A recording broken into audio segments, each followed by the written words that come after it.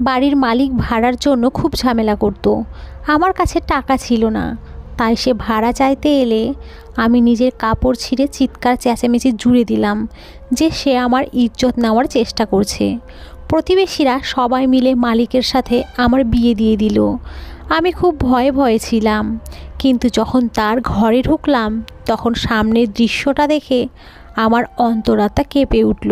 কেননা, নমস্কার বন্ধুরা, আপনাদের জানাই স্বাগতম। আবারও একটি দুঃখের মর্মাহত গল্প নিয়ে চলে এসেছি আপনাদের সামনে। গল্পটি শেষ পর্যন্ত ভালো করে শুনবেন। চলুন তাহলে শুরু করা যাক। হাই, আমি বরবাদ হয়ে গেছি। এই হারামি লোকটা আমার ইজ্জত নষ্ট করে দিয়েছে। আমি কাউকে মুখ দেখানোর মতো অবস্থায় থাকলাম না। এখন আমি কোথায় যাব? বাড়ি ভাড়ার টাকা নিতে এসে এ তো আমাকে বরবাদ করে দিয়েছে।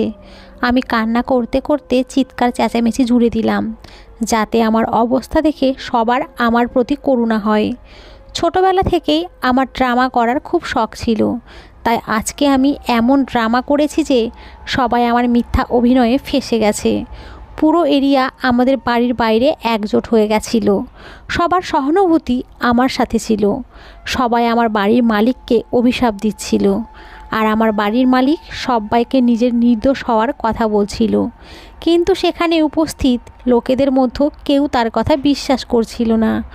আমি একটা যুবতী মেয়ে, আর আমার অবস্থা খুবই খারাপ ছিল। এ কারণে সবার আমার উপরেই সহানুভূতি ছিল।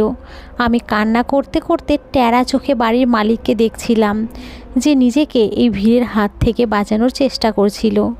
মালিক কিছুক্ষণ আগেই ভাড়া চাইতে আমাদের বাড়িতে এসেছিল, আর আমি এমন ড্রামা করলাম যে তার কাছে নিজের সম্মান বাঁচানোর কোনো রাস্তায় বাকি রইল না।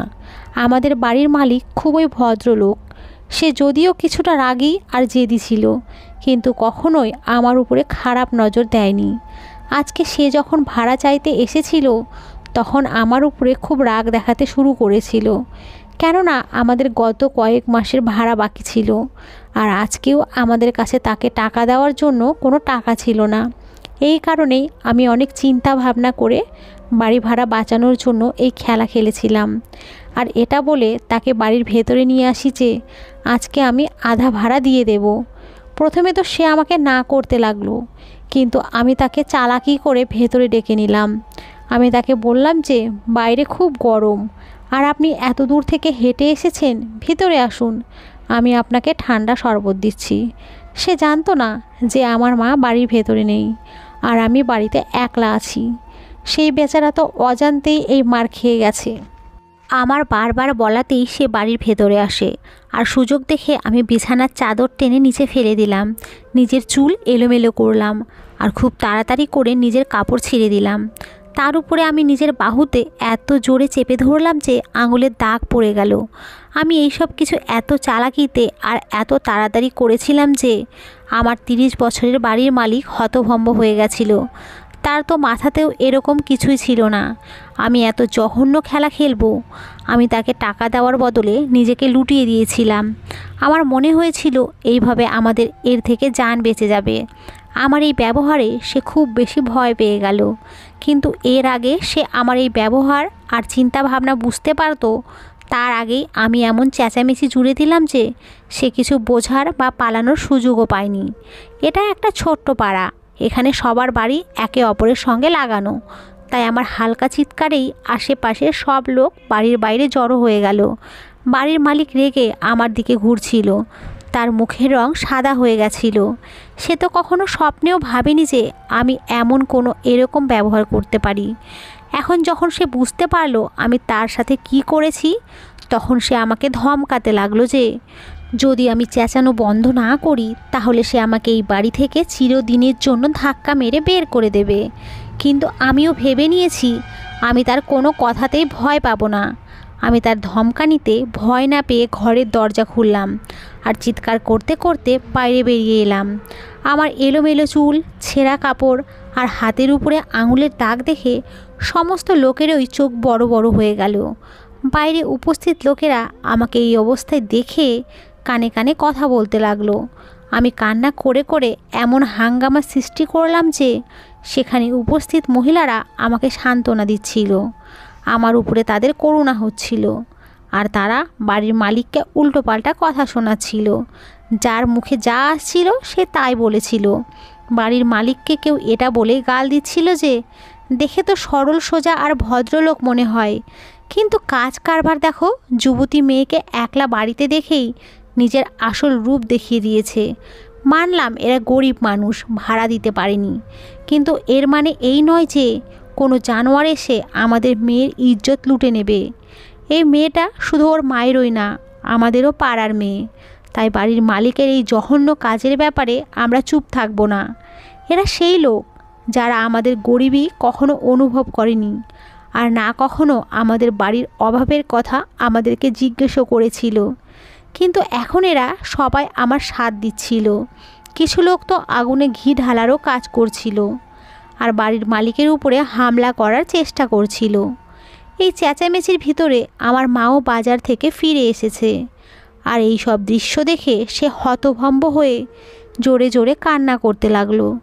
মা জানতো না যে আমি এই ড্রামা করেছি, তাই মাও অন্যদের মতো বাড়ির মালিককেই দোষারোপ করছিল।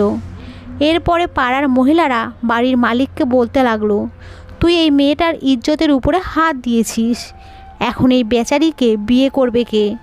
একে তো সারা জীবন নিজের মায়ের উপরে বোঝা হয়ে থাকতে হবে। তোর অপরাধের এই শাস্তি হওয়া উচিত যে তুই এখনই এই মেয়েকে বিয়ে করবি, আর এই বাড়িও এর নামে করে দিবি, না হলে আমরা তোর এই এরিয়াতে পা রাখাও মুশকিল করে দেব, আর তোর বিরুদ্ধে পুলিশের রিপোর্ট লেখাবো। বাড়ির মালিক সবাইকে বোঝানোর অনেক চেষ্টা করলো যে সে কিছুই করেনি, ও একজন ভদ্র বিবাহিত মানুষ, কিন্তু ওর কথা কেউই শুনল না। সবাই একজোট হয়ে তার উপরে এমন চাপ সৃষ্টি করলো যে সে রাজি হয়ে গেল। কিন্তু এই সমস্ত ড্রামার সময় আমি বিয়ের ব্যাপারে ভাবিও নি।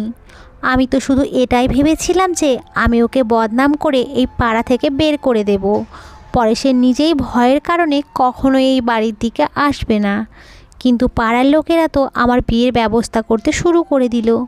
আমি খুব ভালোভাবেই জানতাম যে বাড়ির মালিক বিবাহিত মানুষ, তাহলে আমি কিভাবে তাকে বিয়ে করতে পারি? আর বিয়ের পরে না জানি সে আমার সাথে কি ব্যবহার করবে। এই কারণে আমি তাকে বিয়ে করতে চাইলাম না। কিন্তু সেখানে যতজন মহিলা দাঁড়িয়েছিল সবাই মিলে আমাকে বোঝাতে লাগলো আর বলতে লাগলো, এখন তোকে কেউই নিজের করে নেবে না, তোর সারা জীবন বরবাদ হয়ে যাবে, তুই কিভাবে কাউকে মুখ দেখাবি, তোকে লোকজন কথা শোনাবে, এই জন্য এটাই ভালো হবে তুই একে বিয়ে করে নে। আমার চালাকি আমার উপরে ভারী হয়ে ফিরে এলো, আর মাও আমাকে বোঝাতে লাগলো, যা হয়ে গেছে সেটা ভুলে যা, বাড়ির মালিক ভালো মানুষ, কোনো কারণে হয়তো শয়তানের খপ্পরে পড়ে এসব করে ফেলেছে, একে বিয়ে করে নে, তোর জীবন সুন্দর হয়ে যাবে। এমনিতেও আমরা এত গরিব, তার উপরে তোর মাথার উপরে বাবার ছায়াও নেই, তারপরে তোকে এই অবস্থায় কে বিয়ে করবে? এরপরে সবাই মিলে বিয়ের জন্য আমাদের দুজনকে বাধ্য করে দিল, আর এতগুলো লোক মিলে আমাদের দুজনের জবরদস্তি বিয়ে দিয়ে দিল। আর বিয়ের সময় বাড়ির মালিককে এই বাড়িটা আমার নামে লিখে দিতে হয়, যে বাড়ির ভাড়ার জন্য সে এতটা হাঙ্গামা করতে থাকতো। নিজের এই বিজয়ের জন্য একদিকে মনে মনে খুব খুশি হচ্ছিলাম যে এই বাড়ি আমার নামে হয়ে গেছে, আর এখন আমাদেরকে এই বাড়ির জন্য ভাড়া দিতে হবে না। কিন্তু অন্যদিকে এই বিয়ে আমাকে টেনশনে ফেলে দিচ্ছিল, না জানি কিভাবে এই মালিকের থেকে নিজের জীবন ছাড়াতে পারবো। আমি কিছুই বুঝতে পারছিলাম না। আমার মনে হচ্ছিল মালিক আমাকে কথা শোনাবে, আর আমাকে উল্টো পাল্টা কথা বলে এখান থেকে চলে যাবে, কিন্তু সব কিছুই উল্টা হচ্ছিল। বাড়ির মালিক আমার মায়ের দিকে তাকিয়ে বলতে লাগলো, এখন আপনার মেয়ে আমার বউ, এই কারণে আজ থেকে এই বাড়িতে থাকবে না, আমি একে আমার বাড়িতে নিয়ে যাচ্ছি। মালিকের কথা শুনে আমার হুঁশ উড়ে গেল। আমি ভাবতেও পারছি না যে এরপরে আমার সাথে কি হবে। আমার এই জিনিসটার আইডিয়া একদমই ছিল না যে সে আমাকে নিজের সাথে নিয়ে যাওয়ার কথা বলবে, যেহেতু সে আগে থেকেই বিবাহিত, বাড়িতে তার বউ আছে। আমার হাজারবার মানা করার পরেও মালিক আমার হাত শক্ত করে ধরে আমার মাকে বলল, আজকে আপনার মেয়ের এই বাড়ি থেকে বিদায় হচ্ছে, এখন এ আমার দায়িত্ব আর আমার সাথেই থাকবে, আর এই বাড়ি আজ থেকে আপনার, আপনি এখানে শান্তিতে থাকুন, আর আমি কখনোই আপনার কাছে ভাড়া চাইতে আসবো না। সেই লোকটা রেগে আমাকে টানতে টানতে নিজের গাড়িতে বসিয়ে নিজেও গাড়িতে উঠে বসলো। তার সঙ্গে একা গাড়িতে বসার সাথে সাথে আমার হাত পা কাঁপতে লাগলো, কেননা এখন না তো আমার মা আমার সাথে ছিল আর না তো পাড়ার লোকেরা। না জানি আমার সাথে কি হতে যাচ্ছে। এখন যা কিছু এই লোকটা আমার সাথে করবে সেটা আমাকে একলাই সহ্য করতে হবে। মালিকের চোখে রাগ আর ঘৃণা দেখে আমার তো জীবন বেরিয়ে যাচ্ছিল। না জানি সে আমাকে কোথায় নিয়ে যাচ্ছে। 1 ঘন্টা চলার পরে গাড়ি একটা ছোট্ট বাড়ির সামনে এসে থামলো। এরপরে মালিক জোর জবরদস্তি আমাকে গাড়ি থেকে বের করে বাড়ির ভেতরে নিয়ে আর একটা ঘরের মধ্যে আমাকে ধাক্কা দিয়ে দিল। আমার এরকম মনে হচ্ছিল যেন তুফান আসতে চলেছে। এখন আমি এর বউ, আর এর আমার উপরে অধিকার আছে যা কিছু করার। না জানিয়ে আমার সাথে কী রকম ব্যবহার করবে। এখানে তো আমাকে বাঁচানোর মতো কেউ নেই, কিন্তু এই সময় সে আমাকে কিছুই না বলেই ঘর থেকে বাইরে বেরিয়ে গেল। আমি খুব চালাকি করতে গিয়ে যে তামাশা খাড়া করেছিলাম সেটা শেষ হয়ে গেছে, আর এখন আমার ভয় করছিল। না জানি এখন আমার সাথে কি হতে যাচ্ছে। এই সমস্ত কথা ভেবে আমি কাঁদতে লাগলাম। সবেমাত্র আমার কান্না করা কিছু সময় হয়েছিল, তখনই ঘরের দরজা খুলল আর একটা খুব সুন্দরী মহিলা ঘরের মধ্যে এসে গেল। সে এত সুন্দরী আর ফর্সা ছিল যে আমি তাকে দেখতেই থেকে গেলাম। আমি প্রথম নজরেই তাকে চিনে ফেললাম যে এ আমার বাড়ির মালিকের প্রথম বউ। তাকে দেখে প্রথমেই আমার মাথায় যে কথাটাও এলো সেটা হলো যে পুরুষের প্রথম বউ এত সুন্দরী, সে আমার মতো মেয়ের দিকে কেন নজর দেবে। যতই সেই মেয়েটা আমার কাছে আসতে লাগলো ততই আমার ভয় হচ্ছিল। না জানি এ আমার সাথে কেমন ব্যবহার করবে, কেননা মহিলারা নিজের স্বামীকে কখনোই অন্য কোনো মেয়ের সাথে ভাগ করতে পারে না। আর যেভাবে আজকে আমাদের বিয়ে হয়েছে তাতে তো আমার এই মেয়েটা থেকে কোনো ভালো ব্যবহারের আশাই ছিল না। হয়তো ওর বর ওকে আমার সত্যিটা বলে দিয়েছে, তাই ও জানে যে আমি কিভাবে ওর বরের উপরে মিথ্যা অভিযোগ লাগিয়ে তাকে ফাঁসিয়েছি আর পুরো এরিয়ার সামনে তাকে অসম্মান করেছি। তাই এখন হয়তো এ আমার থেকে এই সব কিছুর বদলা নেবে। যদি সত্যিই এ সব কিছু জানে তাহলে না জানি আমার সাথে কি করে বসবে। সে আমাকে খুব ঘুরে ঘুরে দেখছিল, কিছু সময় চুপচাপ আমাকে দেখতে থাকলো। তারপর হেসে আমার মুখের উপরে ঝুলে থাকা চুল খুব সুন্দরভাবে কানের পিছনে গুজে দিয়ে বলতে লাগলো, তুমি তো খুবই সুন্দরী, কিন্তু তুমি কেমন নববধূ, তুমি তো সাজোইনি, বিয়ের কাপড়ও পরনি। তার কথা শুনে আমি হতবাক হয়ে তার মুখের দিকে তাকিয়ে রইলাম। তার কথায় না তো কোনো জ্বলন ছিল আর না তো কোনো তেচরা ভাব ছিল, বরং তার মুখের উপরে হালকা হাসি লেগেছিল। আর এই হাসি আমাকে খুব অবাক করেছিল। তার চোখ যখন আমার খালি হাতের উপরে পড়ল তখন সে নিজের হাত থেকে চুড়ি খুলে আমার হাতে পরিয়ে দিল। আমি তার এই সব কাজ খুব অবাক হয়ে দেখছিলাম। আমি তার সতীন, তারপরেও সে কিভাবে আমার সঙ্গে এত ভালোবেসে কথা বলছে, আর সেটাও এমন বিয়ের পরে।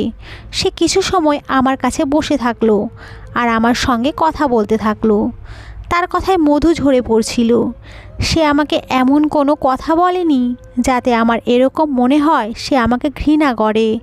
তার মাধুর্যপূর্ণ কথা শুনে আমার কিছুটা সাহস এলো, আর আমি ভয়ে ভয়ে তাকে বললাম, অসীমের থেকে আমার খুব ভয় লাগছে, না জানি সে আমার সাথে কি করবে। আমি জানি যে কারণে সে আমার উপরে বিরক্ত হয়েছে সেটা অনেক বড় ভুল, কিন্তু অভাব আমাকে এই খারাপ কাজ করতে বাধ্য করেছে। আমি সেই মেয়েটাকে আমার কাজে সাফাই দিতে লাগলাম। আমার কথা শুনে সে বলতে লাগলো, তুমি চিন্তা করো না, অসীম খুব ভালো মানুষ, ও তোমার কিছুই করবে না। এরপরে সে উঠে বাইরে চলে গেল আর কিছু সময় পরেই ফিরে এলো।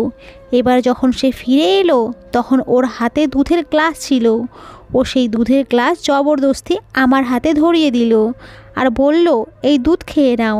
আর তুমি দেখো অসীম তোমার উপরে একদমই রাগ করবে না। ও দুধের গ্লাস আমাকে ধরিয়ে দিয়ে তারপরে ঘর থেকে বাইরে বেরিয়ে গেল। আমারও খিদে পাচ্ছিল, কেননা এই সমস্ত ড্রামার কারণে আমি দুপুরের খাবার খেতেও ভুলে গেছিলাম। তারপরে বিয়ের চক্করে এই বাড়িতে আসতে রাত হয়ে গেল। এই কারণে আমিও সেই দুধের গ্লাস শেষ করে দিলাম আর ঘরের মধ্যে এদিক ওদিক দেখতে লাগলাম। সবে মাত্রই কিছু সময় কেটেছিল, তখন ওই ঘরের দরজা আবারও খুলল। আর এটা দেখে আমার পায়ের নিচ থেকে মাটি বেরিয়ে গেল যে আমার সতীন বর সেজে ঘরের ভেতরে আসছে। আরও এসেই ঘরের দরজা ভিতর থেকে বন্ধ করে দিল। ওর ওই ব্যবহারে আমি খুব অবাক হয়ে গিয়েছিলাম। না জানি ও কার বিয়ের শেরওয়ানি পরে এসেছিল, যেটা ওর সাইজে অনেক বড় ছিল, আর মাথার উপরে বরের টোপর পড়েছিল, যেটা বিয়ের দিন নতুন বর পরে। আমি তো বুঝতেই পারছিলাম না। এ তো কিছুক্ষণ আগেই আমার সাথে একদমই ঠিক ছিল আর আমার সঙ্গে কথাও বলছিল। হঠাৎ করে এর কি হয়ে গেছে? এ কেন বরের কাপড় পরে আমার কাছে এসেছে? আর এ দরজার ভিতর থেকে লাগিয়েই বা দিয়েছে কেন? সে আস্তে আস্তে আমার বিছানার উপরে এসে বসে পড়ল আর তার হাতে ধরা একটা ছোট্ট মখমলের ডিব্বা খুলে আমার হাতের সামনে রেখে দিল, যার মধ্যে খুব সুন্দর একটা সোনার চেন চকচক করছিল।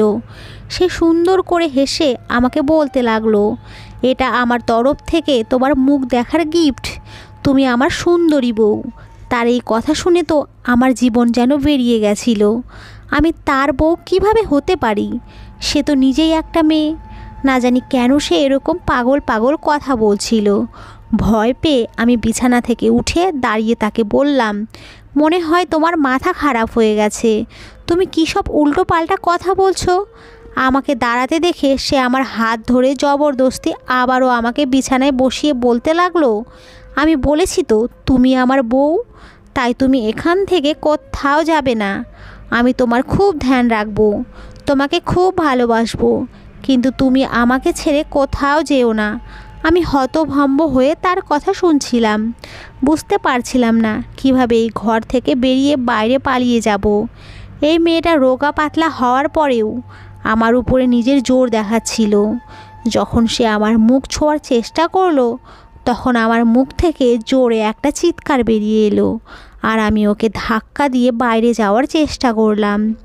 যেমন তেমনভাবে আমি ওর থেকে ছুটে দরজার কাছে পৌঁছে যখন দরজা খুললাম, তখন আমি বাড়ির মালিক অসীমের মুখ দেখতে পেলাম।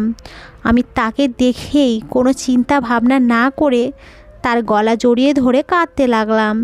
যদিও সত্যি তো এটাই যে আমি আমার সতীনের এই রকম ব্যবহার দেখে খুব বেশি ভয় পেয়ে গেছিলাম। প্রথমে তো অসীম আমাকে ঘৃণার চোখে দেখতে লাগলো। তারপরে যখন তার নজর ঘরের বিছানার উপরে বসা নিজের বউয়ের উপরে পড়ল, তখন সে ঘরের মধ্যে চলে গেল আর নিজের বউয়ের কাছে গিয়ে জিজ্ঞেস করতে লাগলো, টিনা তুমি এখানে কি করছো? অসীমের দিকে তাকিয়ে টিনা বলতে লাগলো, আমি তো বসে আছি, আমাদের দুজনের বিয়ে হয়েছে আর এই মেয়েটা আমার বউ, একে আমি মুখ দেখার গিফটও দিয়েছি, কিন্তু এ ভালো বউ নয়, এ কেমন চিৎকার চেঁচামেচি করছে। অসীম এক নজর আমার দিকে তাকালো আর টিনার গলা জড়িয়ে ধরে বলতে লাগলো, চলো টিনা আমরা নিজেদের ঘরে যাই। আমি হতভম্ব হয়ে এই দুজন স্বামী স্ত্রীকে দেখছিলাম। অসীম একে না তো কোনো প্রশ্ন করলো আর না তো এই জঘন্য ব্যবহারের জন্য ওকে কিছু বলল, ব্যাস নিজের সাথে করে নিয়ে চলে গেল। আমি একলা বসেছিলাম। অনেকক্ষণ পরে অসীম ফিরে আমার ঘরে এলো আর আমার সামনে বসে আমাকে এমন একটা সত্যি বলল, যেটা শুনে আমার অন্তর কেঁদে উঠল। অসীম বলতে লাগলো, আমার আর টিনার বিয়ে আজ থেকে 5 বছর আগে হয়েছে। আমরা একে অপরকে ভালোবেসে বিয়ে করেছিলাম। টিনা আমার ক্লাসমেট, আমরা একসাথে কলেজে পড়তাম। বিয়েতে আমরা দুজন খুব খুশি ছিলাম, কিন্তু হয়তো আমাদের ভাগ্যে এই খুশি ছিল না। বিয়ের 4 মাস পরেই টিনা প্রেগনেন্ট হয়ে যায়। এতে আমরা খুব খুশি ছিলাম, কিন্তু কয়েক মাস পরেই আমাদের বাচ্চা নষ্ট হয়ে গেল। আর টিনা এই দুঃখ সহ্য করতে পারলো না। আমি খুব কষ্টে ওকে সামলালাম আর বোঝালাম যে সন্তান তো ভগবানের দান, যদি চলে যায় তাতে কি হয়েছে, তিনি আবারও সন্তানের খুশি দিয়ে দেবেন। আমার বোঝানোতে ধীরে ধীরে টিনা আবার নিজের স্বাভাবিক জীবনে ফিরে এলো। কয়েক মাস পরে টিনা আবারও প্রেগনেন্ট হলো। এইবার আমরা দুজনেই খুব কেয়ার নিলাম। আমি টিনাকে সব সময় দেখে রাখলাম, কিন্তু ভাগ্যের হয়তো আমাদের মা বাবা হওয়ায় মঞ্জুর ছিল না। এইবারও কয়েক মাস পরেই সেই বাচ্চা আবারও নষ্ট হয়ে গেল। দ্বিতীয়বার এরকম হওয়াতে টিনা একদম ভেঙে পড়ল। ও জীবনের মায়া ছেড়ে দিয়েছিল। অনেক কষ্টে ওকে সামলালাম। কয়েক মাস পরে যখন আবার ঠিক হলো তখন আমি খুব খুশি হলাম। এবার যখন টিনা প্রেগনেন্ট হলো তখন টিনা সারাদিন উদাস হয়ে বসে থাকতো। নিজের জায়গা থেকে নড়াচড়া অবধি করতো না। ওর ভয় ছিল কোথাও আমাদের বাচ্চার কিছু না হয়ে যায়। কিন্তু ওই যে কথায় বলে না, কপালে না থাকলে যাই করো না কেন কোনো কিছুতেই কিছুই হয় না। আমাদের সাথেও এরকমই কিছু হলো। এইবার টিনা একটা সুস্থ সবল বাচ্চার জন্ম দিল। কিন্তু সেই বাচ্চা 2 সপ্তাহের বেশি আমাদের সঙ্গে থাকতে পারলো না, আর ওর মৃত্যু হয়ে গেল। তার মৃত্যু টিনা এত দুঃখ পেল যে ওর মাথা খারাপ হয়ে গেল, আর ও পুরো দমে পাগল হয়ে গেল। কখনো ও ছোটো বাচ্চার মতো খেলাধুলা শুরু করে দিত, তো কখনো বউ সেজে বসে থাকতো, কখনো নিজেকে বরের মতো সাজিয়ে বসে থাকতো, তো কখনো পাগলের মতো চিৎকার চেঁচামেচি করতো। আগে আমার কাছে টাকা পয়সার কোনো অভাব ছিল না। আমার অনেক জমি জমা আর ব্যবসা ছিল। কিন্তু টিনার চিকিৎসার পেছনে ধীরে ধীরে সব কিছুই শেষ হতে থাকলো। এখন আমার কাছে কিছুই বেঁচে নেই। কিন্তু এই অবস্থায় আমি টিনাকে বাড়িতে একলা রাখতেও পারতাম না। এই কারণে আমি আমার ব্যবসা থেকে নিজের ধ্যান সরিয়ে নিজের সমস্ত ধ্যান আর সময় টিনাকে দিতে লাগলাম। আমার সব কিছু বিক্রি হয়ে একমাত্র ওই বাড়িটাই বেঁচেছিল, যাতে তুমি আর তোমার মা থাকতে। বাধ্য হয়ে আমাকে তোমাদেরকে ভাড়ার জন্য জোর করতে হতো, কেননা ওর চিকিৎসাতে অনেক টাকা খরচা হচ্ছিল। কিন্তু আমার কাছে টাকা পয়সা ছিল না।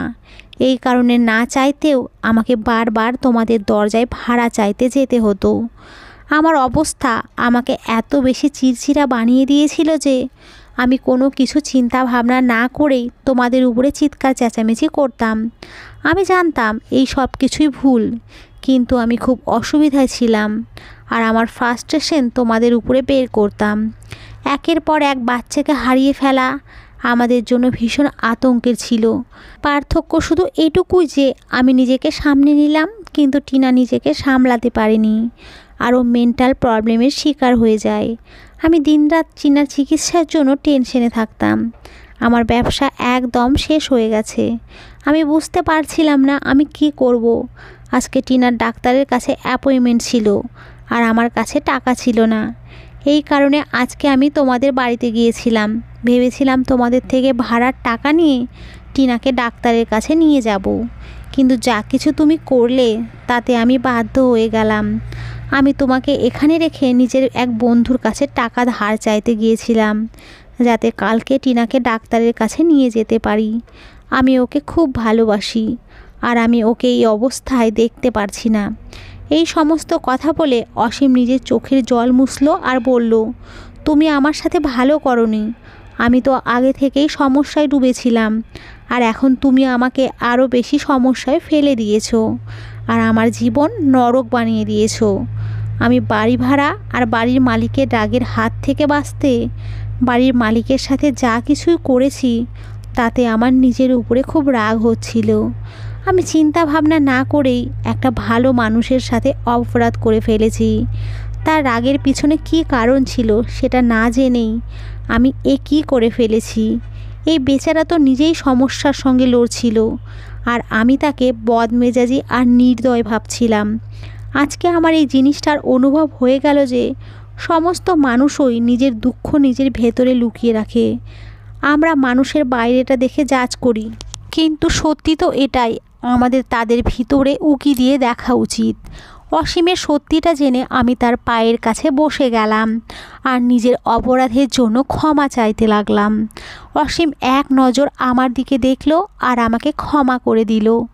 তারও এই জিনিসটার অনুভব ছিল যে আমরা কোন অবস্থাতে কাটাচ্ছিলাম।